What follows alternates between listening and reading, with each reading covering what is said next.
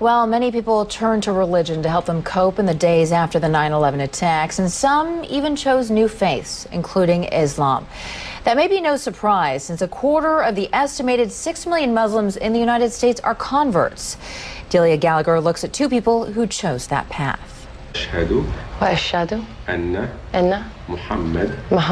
Allison Poole says this phrase 3 times in Arabic and then in English. There is no God but God. And I bear witness That Muhammad is the messenger of God. is the messenger of God.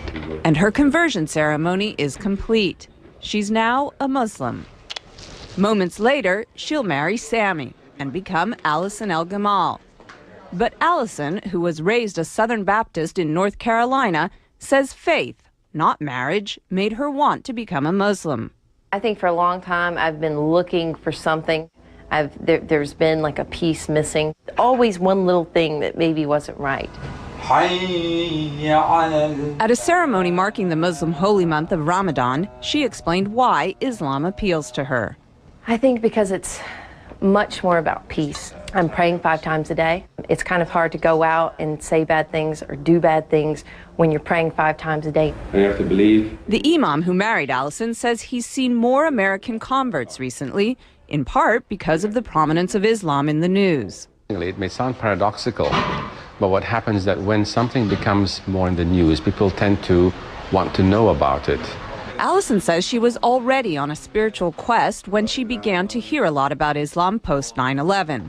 Barbara Cardebuke, another recent Muslim convert, says 9/11 also played a part in her conversion. After 9/11, I thought this is the time when people really have to start looking for real answers to get away from everybody fighting back and war. You have to start looking towards God. Barbara says through Islam she found a one-on-one relationship with God she was unable to find as a Roman Catholic. I always felt when you go to church, you're praying to Jesus or you're doing Hail Marys. You're not, I used to think, well, where's God? She says her family has been mostly supportive of her conversion. Allison says her family is completely behind her decision, but occasionally she's reminded that not everyone is. I was walking around down near the World Trade Center, and this woman walked by and she said, "I want to just go bomb those Muslim bastards." And I heard her say it, and it really struck me, because I was like, you know what, that's me. This is something that's brought me a peace that I've never known.